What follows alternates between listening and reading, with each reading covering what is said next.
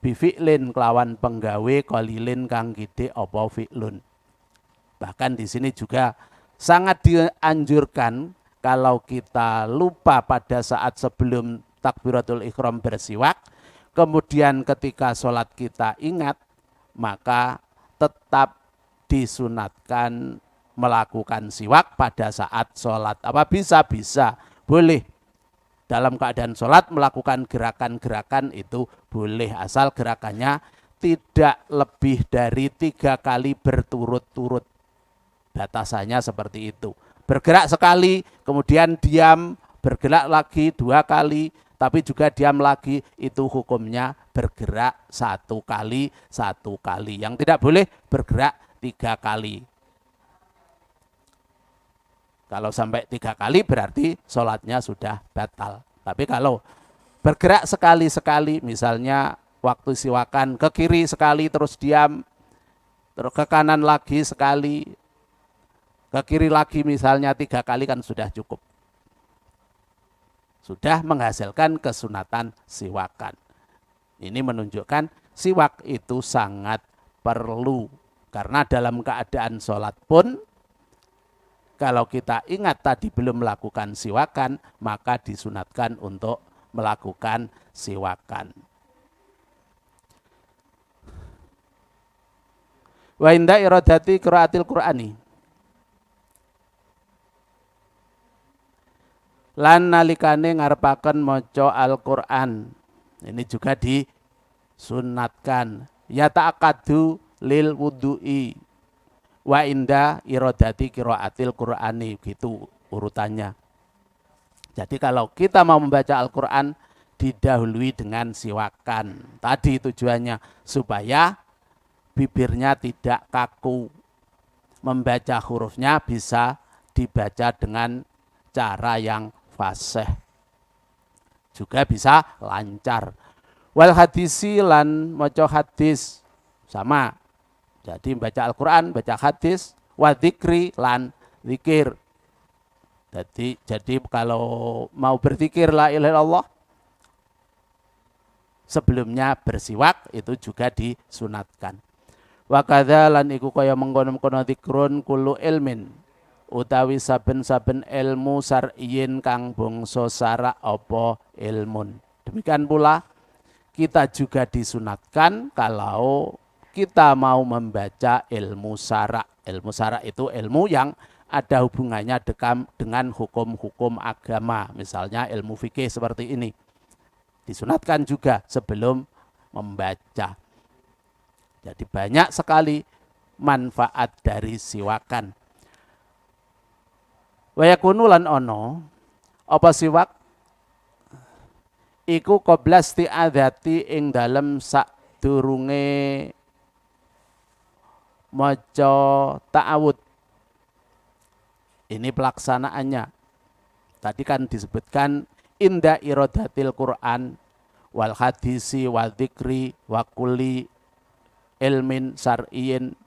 Itu kapan bersiwaknya? Disebutkan di sini qoblal isti'adzati. Jadi sebelum membaca a'udzubillah kita melakukan siwakan terlebih dahulu. Baru kita membaca Al-Quran. Wasfiroril asnani lan dadi kuninge pira-pira untu. Ini saat yang kedua. Kalau tadi sebelum membaca ta'awud, sekarang kalau dalam keadaan yang lain, siwakan itu disunatkan ketika giginya sudah mulai berubah kuning, isfirarul asnan. Sama saja sebenarnya dengan sikatan. Jadi sikatan itu juga siwakan. Tinggal kita memberi niat. Jadi niat siwakan sudah dapat pahalanya. Ini ketika isfirarul asnan. Yakni ngarepaken sapa musannaf taghayyuraha ing owahe asnan. Maksud dari isfirarul asnan itu adalah ketika giginya sudah mulai berubah. Jadi kita bisa merasakan sendiri kapan giginya sudah mulai berubah, rasanya sudah nggak enak gitu misalnya, kita siwakan atau sikatan. Jadi tidak harus cuma 3 kali, tidak. Sewaktu-waktu boleh. Apalagi kalau diniati siwakan tadi. Sudah bersih, mendapat pahala lagi. Wa ilam yatagoyar, senajan ora owah apa famuhu cangkeme man. Di sini giginya sudah mulai berubah tapi bau mulutnya belum berubah. Masih segar misalnya. Itu juga tetap disunatkan bersiwak. Wa inda dukhulil baiti. Ini kelanjutannya kapan kita melakukan siwak. Lan nalikane manjing omah. Jadi mau masuk rumah kita siwakan dulu. Kalau sekarang ditambah dengan mencuci tangan. Jadi saling mendukung ini keadaan sekarang. Ail mangzili tegese omah. Jadi kalau kita mau masuk rumah melakukan siwakan, dapat kesunatan. Nanti kalau di rumahnya ada jin kan takut. Wah, orang yang punya sudah bersiap-siap mau makan saya, misalnya seperti itu. Wa yasihu lan sah apa ayyurada yen to den karepaken bi iklan bet apa al Ka'batu Ka'bah. Kemudian seandainya ada orang yang memberi pengertian dukhulul bait itu adalah masuk Ka'bah, itu juga diperbolehkan yasihu. Karena pengertiannya bait itu macam-macam. Bait rumah, rumah sendiri juga bisa, Ka'bah juga bait Baitullah. Makanya kalau kita mau masuk ke Baitullah disunatkan untuk bersiap siwak kalau bisa masuk. Id yata'akadu krana dadi kukuh apa siwak lidukhuli kulli masjidin krana manjing saben-saben masjid. Ini alasannya kenapa tadi pengertian dukhulul bait itu diartikan dengan masuk Ka'bah, karena kita juga disunatkan dengan sunat muakkad melakukan siwak kalau kita masuk masjid. Jadi kemana-mana tetap membawa siwak.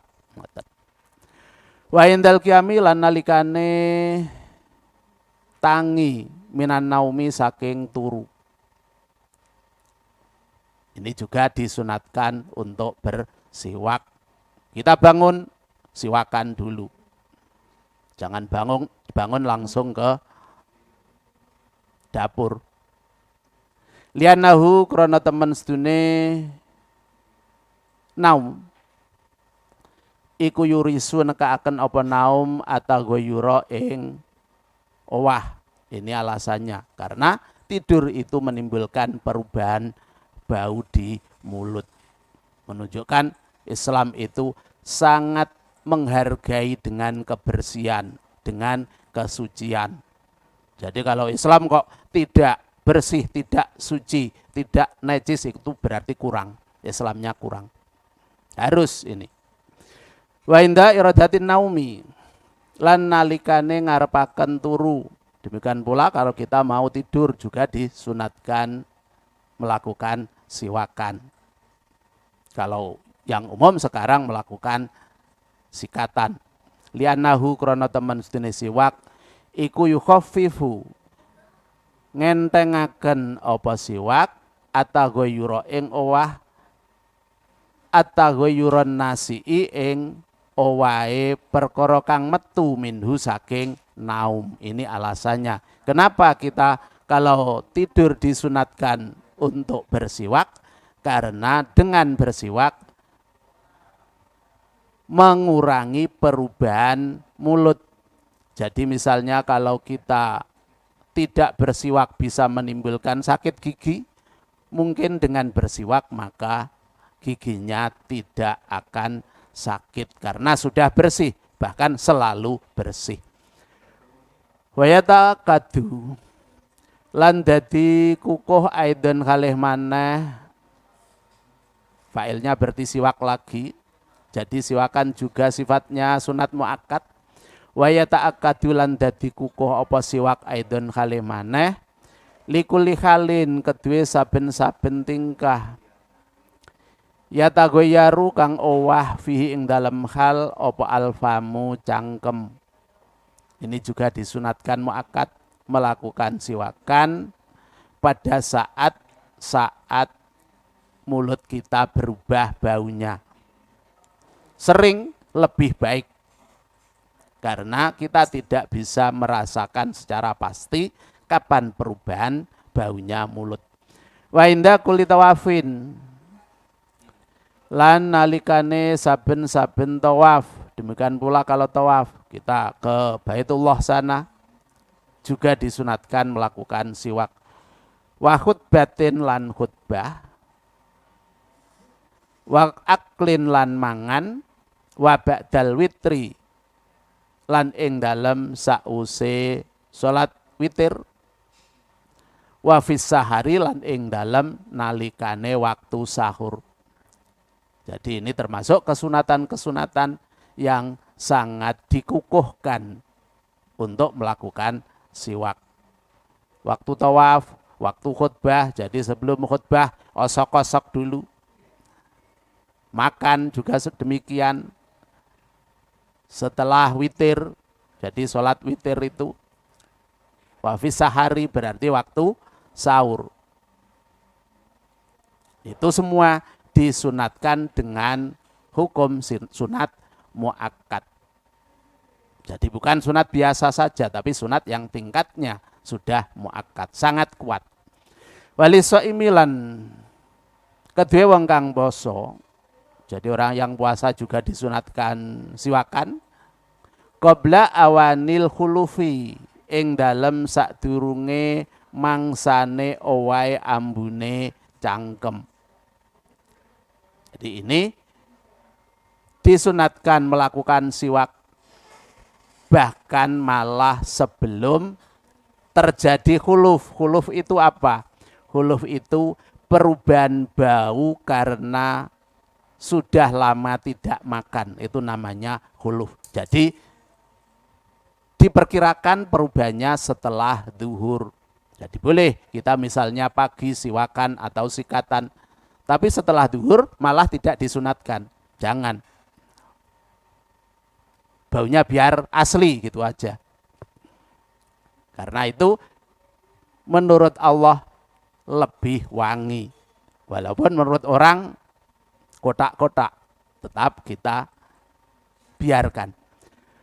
Wa indal ihtidori lan ing dalem nalikane sekerat pati.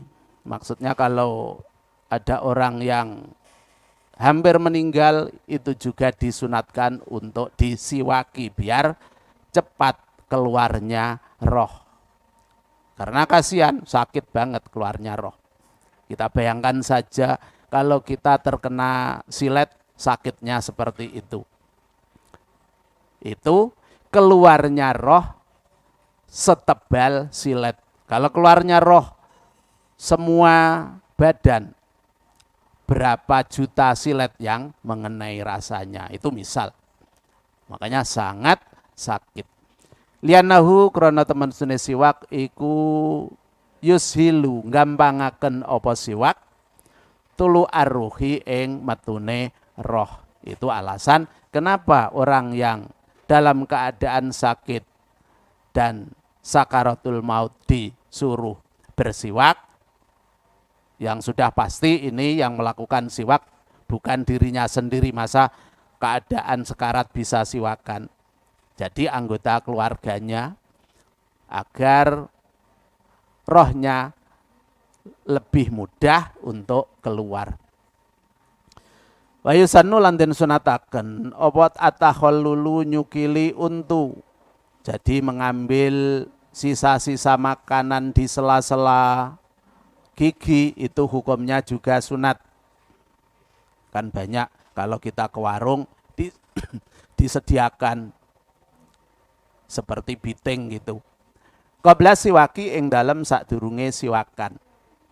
Jadi sebelum siwakan kita keluarkan dulu sisa-sisa makanan yang ada, kemudian melakukan siwakan. Wa ba'dahu lan ing dalem sause siwakan. Sunat ini juga.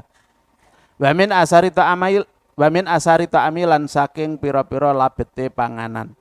Maksudnya ini kalau setelah makan. Berarti yang tadi walaupun kita tidak makan tapi mau melakukan siwakan, kita juga disunatkan takhallul. Jadi giginya dibersihkan dengan lidi. Wa yukrahu lan den makruhaken lisaimi kedue wong kang poso. Wa yukrahu lan den makruhaken apa siwak. Ini hukumnya makruh.